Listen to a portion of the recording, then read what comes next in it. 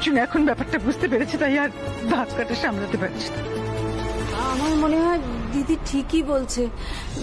অর্জুন তুবড়িকে এরকমই একটা কিছু বলছিল, কি যেন একটা বলছিল। তোমার তোমার হ্যাঁ, মনে পড়েছে। অর্জুন তুবড়িকে বলছিল আমার তোমার থেকে একটাই জিনিস চাই, তুমি আমার মাকে শুধু সম্মান করবে, আর তুমি যদি আমার মাকে সম্মান করতে না পারো তাহলে তোমার সঙ্গে আমার কোনো সম্পর্ক থাকবে না, তুমি এই বাড়িতেও থাকবে না। আমি তো শুধু এইটুকু সমস্যার কথাই জানি, আর তো কোনো সমস্যা ওদের মধ্যে ছিল না। সুধা, প্লিজ তুমি একটু চুপ করবে? এমনভাবে বলছিস সুধা যেন এটা কোনো সমস্যাই নয়। না না দিদি, আমি সেভাবে কিছু বলতে চাইনি, আমি শুধু এইটুকু সমস্যার কথা জানি তাই বললাম, আর তো কোনো সমস্যার কথা আমি জানি না। আর কোনো সমস্যা নেই। আমি একটা কথা কিছুতেই ভেবে পাচ্ছি না, এই সমস্যাটাই বা থাকবে কেন? অঞ্জলিকে শুধু শুধু অপমান করে চলেছে। আচ্ছা, ওকে ওকে বুঝতে পারছে না যে এইটাই ওদের মূল সমস্যা, ওদের সম্পর্কটা খারাপ হওয়ার ক্ষেত্রে? না, আমি একটা কথা বুঝতে পারছি না, অঞ্জলির উপর এত রাগ, এত শত্রুতা কিসের ওর? না, রাগ করার কারণ নেই সেটা আমি বলবো না, কিন্তু সেসব তো এখন অতীত। এটা তো ওর বোঝা উচিত যে এখন সব ঠিক হয়ে গেছে। কবে বড় বৌদির সঙ্গে কি ঝামেলা হয়েছিল সেটা যদি এখনো মনে রাখে তাহলে তো বলবো যে নিজের পায়ে নিজে কুড়ুল মারছে, তাই না? ওর এখন উচিত শাশুড়ি মাকে মেনে নেওয়া, সেটা তো করছে না। বারবার অর্জুনের সামনে বড় বৌদিকে অপমান করছে, আর সেটাই অর্জুন নিতে পারছে না।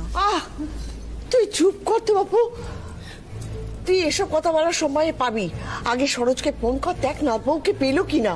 না মা, তুবড়িকে কোথাও পেলাম না।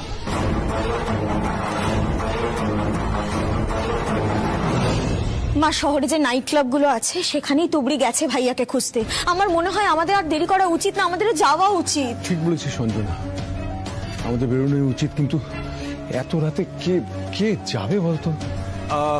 ঠিক আছে, না হয় আমি যাচ্ছি, কিন্তু গাড়ির চাবিটা পাওয়া গেলে ভালো হতো। ছোট বৌদি, গাড়ির চাবিটা কি পাওয়া যাবে? হ্যাঁ হ্যাঁ, গাড়ির চাবিটা আমি এক্ষুনি নিয়ে আসছি।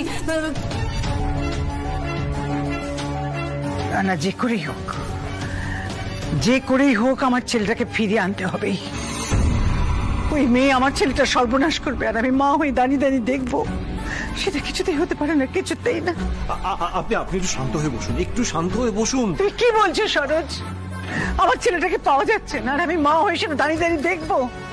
এটা তো হতে পারে না, কখনোই না। আমার ছেলেটা কোনোদিনও নাইট ক্লাব বা পাব এসবে কোথাও যায়নি। এই যে গাড়ির চাবিটা, বলছিলাম কি আপনি সব নাইট ক্লাবগুলো চেনেন তো? সে না হয় না মানে বলতে চাইছিলাম যে চেনে তাকে নিয়ে গেলে ভালো হতো না, তাহলে একটু সময়টা বাঁচতো। হ্যাঁ, ছোট বৌমা তো ঠিক কথা বলেছে। ও বড় বৌমা, বড় বৌমা, আমি বলি কি, তোমার তো অনেক জানাশোনা, তাদের কাউকে বলো না যে সরোজকে যদি একটু হেল্প করে। হ্যাঁ ঠিকই তো, আমি দেখছি। একবার নিশা আমাকে গল্প করেছিল, ও মাঝে মধ্যে ওর বন্ধুদের সঙ্গে নাইট ক্লাব পাব এগুলোতে যায়। বলছিলাম কি নিশাকে একবার ডাকলে হতো না, ও তো সব চেনে। কি বলছিস সুধা? এত রাত্রিবেলা নিশা ঘুমোচ্ছে, এখন ওকে ডিস্টার্ব করার কোনো মানে নেই। আমি দেখছি, বললাম তোমাকে দেখছি। আমি দেখি, আমি আগে সিধুদাকে পাই নাকি।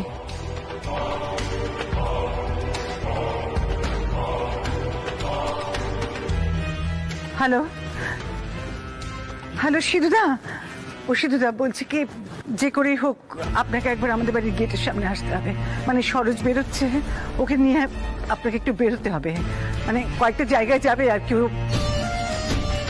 শোনো, আর কিচ্ছু করবে না, শুধু ওর সাথে সাথে ঘুরবে। Be careful.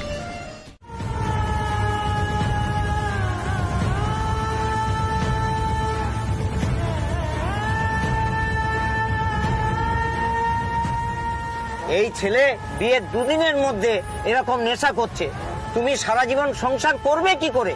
তুমি বাড়ি চলে যাও, বাবাকে গিয়ে বলো এ আদমি ঠিক নেই। হ্যাঁ, আমার বাবা নেই জানেন তো, আমরা দুজন দুজনকে ভালোবেসে বিয়ে করেছি। উনি আসলে একটা শিশুর মতো, কোনটা ঠিক কোনটা ভুল উনি বিচার করতে পারেন না, তার জন্য নিজে অনেক কষ্ট পান। চোখের সামনে যেটা দেখেন সেটাই বিশ্বাস করে নেন। আপনি ওনাকে ভুল বুঝবেন না। মাফ করে দিন আমি যদি কিছু দুঃখ দিয়ে থাকি, কিন্তু তুমি কি করবে বিটিয়া?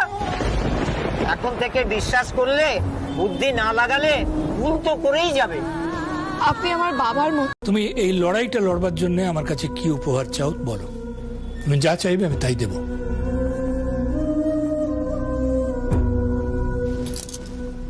আমাকে ওই আশীর্বাদই করুন ছোট দাদু, যাতে উনি সব সত্যিটা দেখতে পারেন, জানতে পারেন।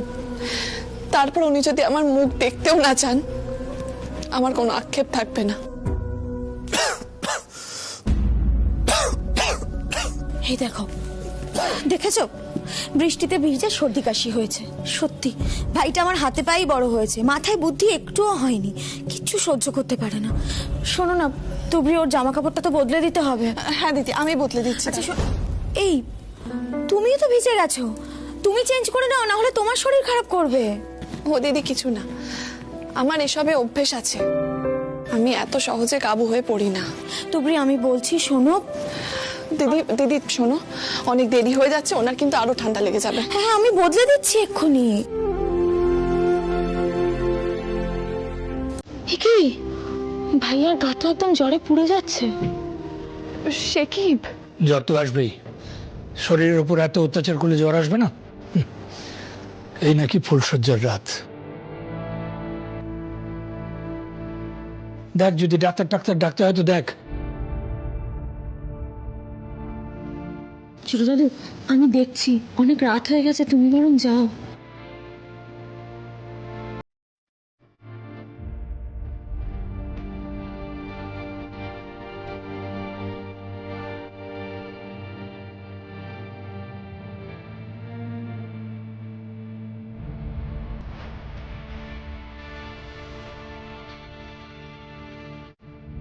সত্যি এই অবস্থায় গিয়ে তুমি যদি না ছেলেটাকে নিয়ে আসতে, তাহলে যে কোথায় পড়ে থাকতো কে জানে। কি আর হতো, উনি আরো বেশি করে নেশা করতেন, আর কি করতেন। আমি এটাই ভেবে অবাক হচ্ছি যে এত ভালো একটা মানুষের সাথে এরকম চক্রান্ত হচ্ছে। কিছু বললে? না না দিদি ভাই, কিছু না। সরব, আমি জামা কাপড়গুলো বদলে দিচ্ছি। হ্যাঁ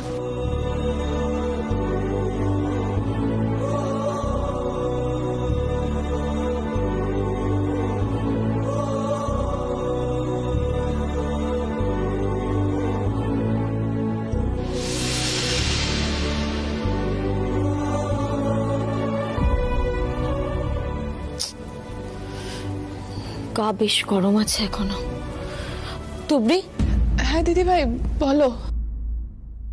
বলছি ঘরে জ্বরের ওষুধ আছে? এটা তো আমি ঠিক জানি না।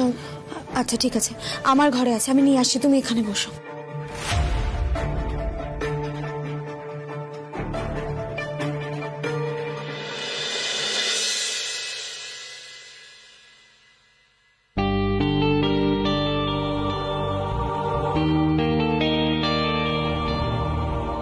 এ কি, জ্বর তো বেড়েই যাচ্ছে, জলপট্টি দিতে হবে।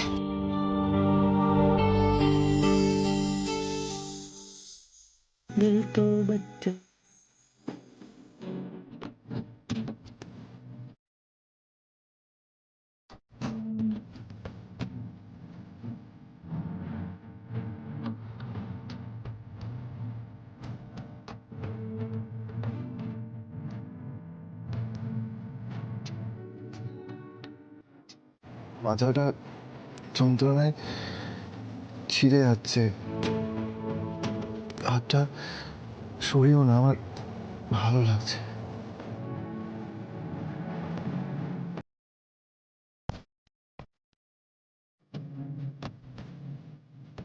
কি ঠান্ডা তোমার হাতটা।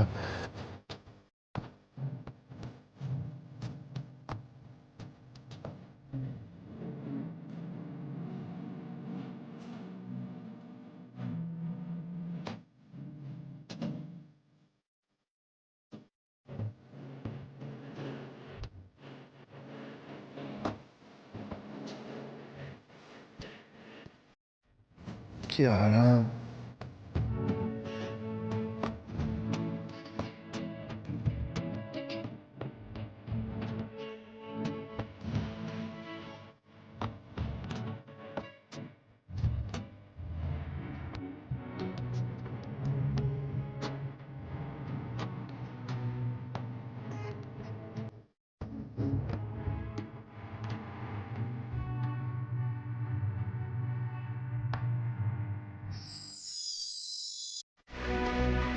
না মা, আপনি সেটা পারেন না। যদি সেটা পারতেন অনেক আগেই আমায় বাড়ি থেকে বার করে দিতেন। তুবড়ি, আন্টি একজন গুরুজন মানুষ আর তুমি তাকে অপমান করছো, এটা কিন্তু ঠিক নয়। নিশা, আমাদের পরিবারের মধ্যে কথা হচ্ছে এটা। তুমি অতিথি, অতিথির মতো থাকো। অতিথি? তো কেউ ভুল করলে অতিথি কিছু বলতে পারবে না? কোনটা ঠিক কোনটা ভুল সেটা নিশ্চয় আমি তোমার থেকে শিখবো না নিশা। যা বোঝার আমি বুঝে গেছি। কি বুঝেছো তুমি? আস্তে কথা বলো।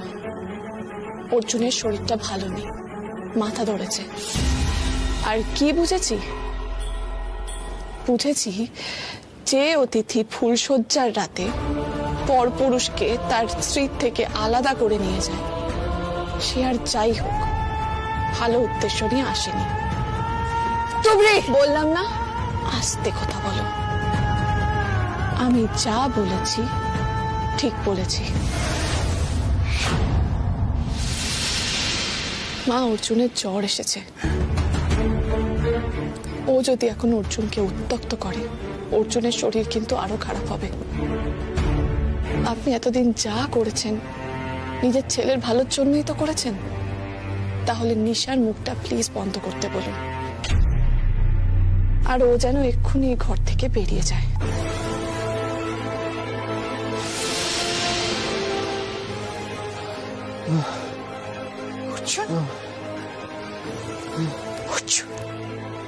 বাবা, কি হয়েছে বাবা? এটা আমি তোমার মা, আমি তোমার কাছে এসে বসে আছি, এবার আর কিচ্ছু হবে না। দেখেছো তুমি আমার ছেলেটা কত খুশি হয়েছে? আমাকে পেলেও তো খুশি হবে। তুমি একটা কাজ করো তুবড়ি, এখান থেকে যাও এখন। আমি ওর কাছে থাকলে অর্জুন ভালো হয়ে যাবে। জ্বর হলে অর্জুন চিরকাল আমার কাছে থাকে। যাও তুমি। বেশ, তাই যদি হয় আমি তাহলে চলে যাচ্ছি। আমার কোনো আপত্তি নেই তাতে। উনি যদি এতেই সুস্থ হন আমি এতেই রাজি।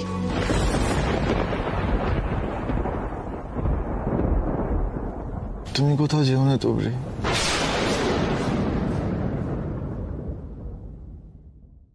I love you তুবড়ি। আমি তোমার কাছে থাকতে চাই।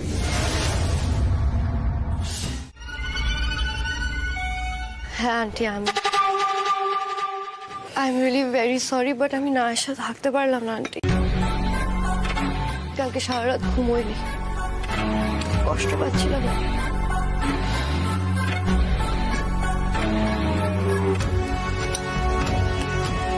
বেটি, আমি কালকে রাতে একবার এসেছিলাম, তারপর ভাবলাম না থাক। আসলে আমার না খুব হেজিটেশন হচ্ছিল, আমি ভাবলাম যে সকাল হলেই তোমার কাছে আসবো। কাল সারা রাত ঘড়ি দেখেই কেটে গেল আমার। আমি ভাবলাম কখন সকাল হবে আমি তোমার কাছে আসবো, আর তারপর এসে আমার নিজের কষ্টটা শেয়ার করতে পারবো। হেজিটেশনটা কিসের তোমার? এই বাড়িতে থাকতে আন্টি। না মানে এই বাড়িতে থাকার আমার আর কোনো কারণ নেই। আর ছোট দাদু তো কালকেই আমাকে বললো আমি অকারণেই এই বাড়িতে পড়ে আছি। আর বাড়ির কেউ কেউ তো এমন আভাব করে বোঝানোর চেষ্টা করে যে কেন আমি এই বাড়িতে আছি, কি কারণে এই বাড়িতে আছি। আর এর পরেও যদি আমাকে কেউ কিছু বলে। দেখো নিশা, এই বাড়ির বাকিরা যা বলছে বলুক, কিন্তু তোমার এখানে থাকার কারণটা কি সেটা তুমি বোঝো তো? তুমি সেটা জানলেই হলো। নিশা, আমি যখন তোমাকে এই বাড়িতে এনেছি আমি তোমাকে কোনোভাবে অসম্মানিত হতে দেব না, কিন্তু তোমার মাথায় যেন থাকে যে কি কারণে আমি তোমাকে এই বাড়িতে এনেছি। তোমাকে যেটা বলার যে আমি এর মধ্যে ভেবে রেখেছি যে আমার অফিসের একটা চাকরির পোস্টে আমি তোমাকে অ্যাপয়েন্ট করব, সঙ্গে তুমি আমার পার্সোনাল সেক্রেটারি কাজগুলো সামলাবে। তাহলে আর এই বাড়িতে থাকা নিয়ে কোনো প্রশ্ন উঠবে না। একটা কাজ করো তো, আমাকে ফাইলটা দাও।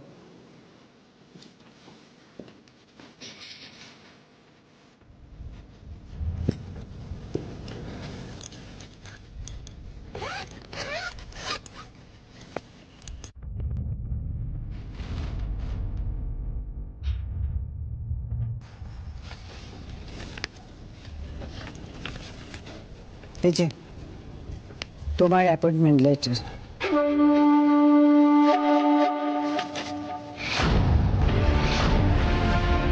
একটা কথা খুব ভালো করে মনে রেখো নিশা, যে আমার ছেলের মুখের দিকে তাকিয়ে ওর কথা ভেবে আমি তোমাকে এই বাড়ির অন্দরে ঠাঁই দিচ্ছি। তার জন্য কিন্তু কোনো সুযোগ নেবার চেষ্টা করো না। আন্টি আমি তোমার সম্মান রাখবো, বিলিভ মি। শুধু সম্মান নয়, ইচ্ছে বোঝো, ইচ্ছে। আমার ইচ্ছেটাকেও তোমাকে রাখতে হবে নিশা।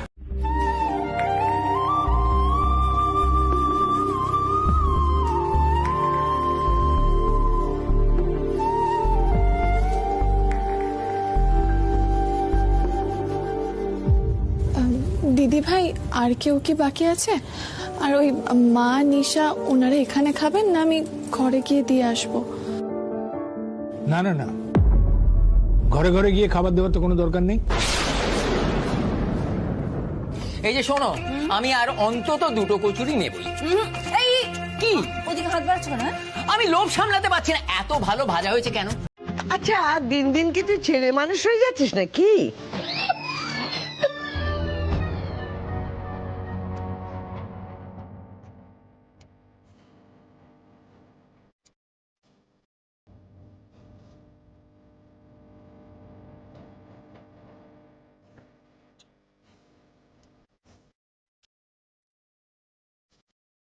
আমাকে একটা চান্স নিতেই হবে।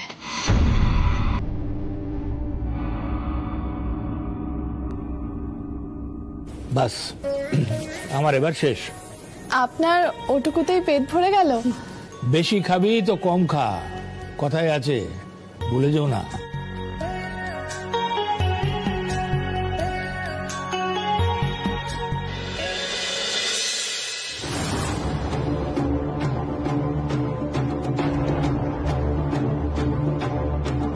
কি খাচ্ছ অর্জুন?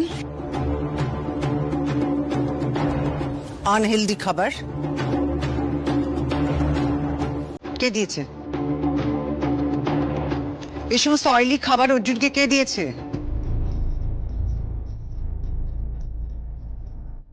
কি হলো সুধা? তুই জানিস না যে অর্জুন এই সমস্ত খাবার খায় না?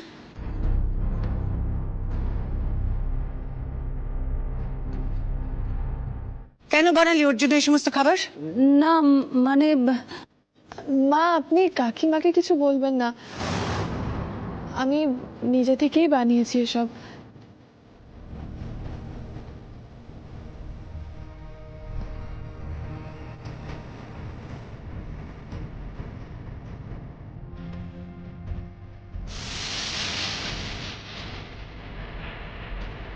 তোরা, আমি আমি বিশ্বাস করে নিয়েছি, জানি না কি হবে, কিন্তু একটা না একটা ব্যবস্থা আমি করবো। তোরা কিন্তু আর যাই হোক, এই কথাটা কিন্তু বাড়িতে বাবাকে মাকে বলা যাবে না। বলবো না, আমি এই বাড়িতে বউ হয়ে এলাম, তারপরে এই ঘটনা ঘটলো।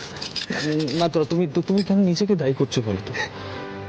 দেখো দেখো, আসল কথা হলো এই বিয়ে করতে গিয়ে আমার বাজারে তো কিছু টাকা ধার হয়ে গেছে। এখন সেটা কি করে শোধ করবো আমি তো বুঝতেই পারছি না, কিন্তু কিন্তু আমি একটা ব্যবস্থা করবো, আমি সব ঠিক করে দেবো। আর বুঝতে পারছি তো মা বাবার কথা, ওদের ওপর দিয়ে কি যাচ্ছে। অলরেডি আমার ভাইয়ের জন্য মায়ের মানসিক অবস্থা তো ঠিক নয়, তার উপর যদি আমার এই চাকরি যাওয়ার ঘটনাটা মায়ের কানে পৌঁছয়, মা এটা নিতে পারবে না, বাবাও এটা নিতে পারবে না। তোরা তুমি চিন্তা করো না, আমি বাড়িতে কাউকে কিচ্ছু বলবো না।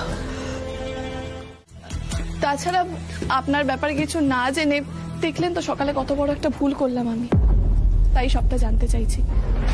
কোনো প্রয়োজন নেই তুবরি, এতকাল তো আমি নিজেরটা নিজে সামলে নিয়েছি, আমিও সেটাই করবো। তা হয়তো করবেন, কিন্তু আজকে আপনার খুঁজে পেতে একটু কষ্ট হতে পারে। আসলে আমি ঘরটা গুছিয়েছি তো, সেই জন্যই আমি আপনাকে বলছি, আপনি কি খুঁজছেন আমাকে বলুন, আমি খুঁজে দিচ্ছি সেটা। আমার ওয়ালেটটা তো আমি সোফার উপরেই রেখেছিলাম, কোথায় গেল?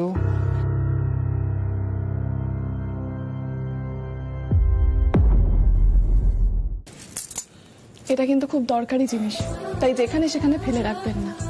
আর জায়গার জিনিস জায়গায় গুছিয়ে রাখলে সেটা পরে পেতেও সুবিধা হয়। ধরুন। গুছিয়ে রাখার কথা তুমি বলছো তুবড়ি? মানে কিছু না।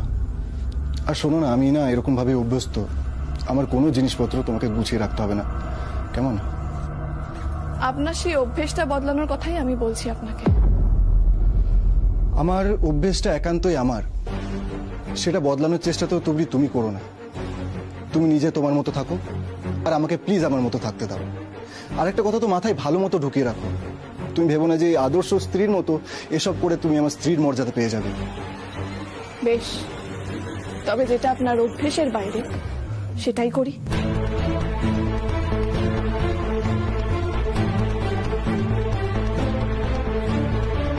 অর্জুন, আমি বলছিলাম কি তুবড়ি, অর্জুন তো এখন বেরোচ্ছে, তো তোমরা দুই বোনে যাও না, ঘরে কি গল্প করো, যাও দিদিকে নিয়ে যাও। হ্যাঁ দিদি, আমি তো অফিসে যাচ্ছি, তোমরা যাও, আমি আসি, কেমন? মা এসো। তুবড়ি যাও, ওকে নিয়ে ঘরে যাও। না না, আমি এখানেই ঠিক আছি। এটা কি করে হয়? তুমি তো প্রথমবার আমার বাড়িতে এলে, তোমাকে কিছু না খাইয়ে আমি ছাড়তে পারি? তোমরা দুজনে যাও, আমি কাউকে দিয়ে খাবার দাবার পাঠিয়ে দিচ্ছি ঘরে। না না, ওসব কিচ্ছু লাগবে না। এই থাক থাক থাক, সুখী হও মা, খুব সুখী হও। তুবড়ি যেমন ওর স্বামীকে নিয়ে ভীষণ সুখে আছে, ঠিক তেমন সুখে থাকো। উনি মনে হয় দিদির সামনে নিজেকে ভালো প্রমাণ করতে চান, তাই ভালো আচরণ করছেন। কি হলো তুবড়ি? ঠিক আছে, দেখ কি করতে পারিস। আচ্ছা শোন, আমি না এখন আসি। হ্যাঁ, সুব্রত জানেন আমি এখানে এসেছি, আমি আসছি। হ্যাঁ বোন। দিদি, মা জানে? না, মাকে এখন অব্দি কিছু জানায়নি। আমার দেরি হয়ে যাচ্ছে, আমি আসি। সাবধানে যাস দিদি।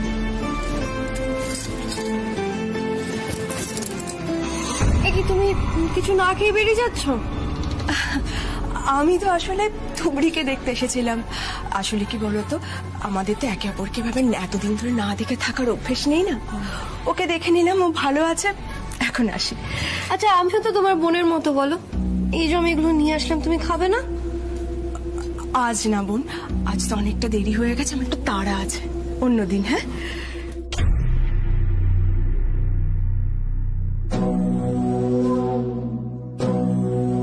তুমি এগুলো আমি রেখে দিলাম। হ্যাঁ, তুমি খেয়ে নিও। দিদি,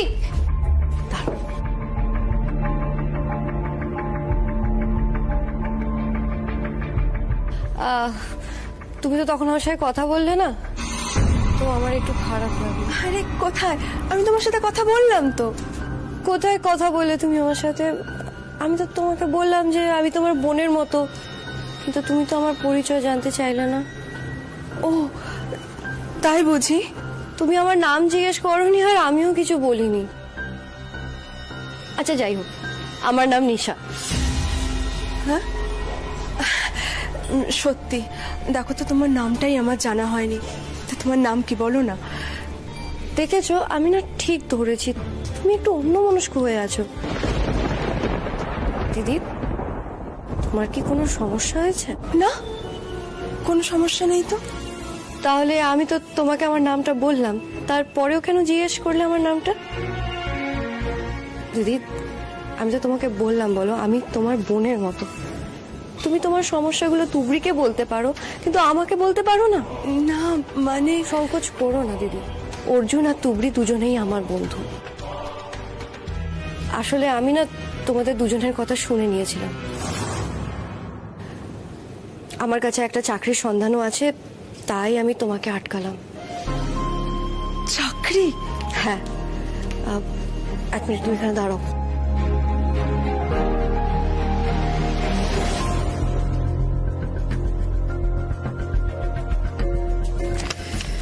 এনো, এখানে যোগাযোগ করবে। হ্যাঁ, তুমি যে আমার কত বড় উপকার করলে। কিন্তু আমার স্বামী যদি জানতে পারেন যে সবকিছু আমি করেছি, তারপরে যদি উনি রাজি না হন? আচ্ছা ঠিক আছে, আমি চেষ্টা করছি ব্যাপারটা না জানানো, কিন্তু তুমিও একটা কাজ করো, তুমি না তুবড়ি আর অর্জুনকে কিছু জানিও না যে আমি এটার ব্যবস্থা করেছি।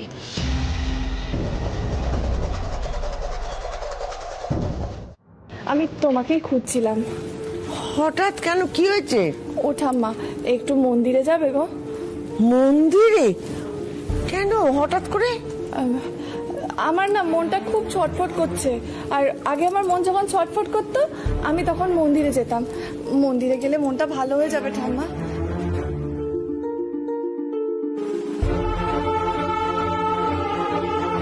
সরি ঠাম্মা, তোমাকে সত্যিটা বলতে পারলাম না, পেরিয়ে বলবো। কি গো ঠাম্মা, কি ভাবছো তুমি? তাড়াতাড়ি চলো না, বেরিয়ে পড়ি, মন্দির নয়তো কিন্তু বন্ধ হয়ে যাবে। দাঁড়ান না, বলছি এত অস্থির হলে চলে বলতো? আগে দেখতে হবে ড্রাইভার আছে কিনা, না হলে দীপুকে বলতে হবে গাড়ি করে নিয়ে যাওয়ার জন্য। না না, গাড়ির কি দরকার, এখান থেকে এখানে গাড়ির তো কোনো দরকারই নেই, আমরা বরং হেঁটে হেঁটে চলে যাই। আর তেমন দরকার হলে আমরা রিক্সা করে নেবো, দুজনে গল্প করতে করতে চলে যাব। এখান থেকে তো এখানে ঠাম্মা। না, তুই যখন বলছিস না হয় যাচ্ছি, তবে কি জানিস তো, ওই রিক্সায় আমি যেতে পারবো না, হেঁটেই যাবো, বুঝলি? তার আগে শাড়িটা পাল্টে নি, তুইও যা, তৈরি হয়ে নি, কেমন? ঠিক আছে, চল। ও ঠাম্মা, 1 মিনিট।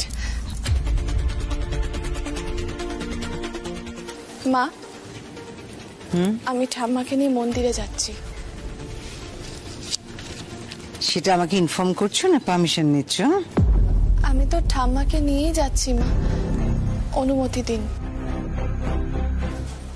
আসলে আপনাকে জানিয়ে যাচ্ছি, আর তার সাক্ষী রাখলাম ঠাকুমাকে, কারণ পরে অর্জুনকে আপনি কি না কি বলে ভুল বুঝিয়ে দেবেন। ঠাম্মা, তাড়াতাড়ি রেডি হয়ে নাও, আমি রেডি হয়ে নামছি। হ্যাঁ, আচ্ছা।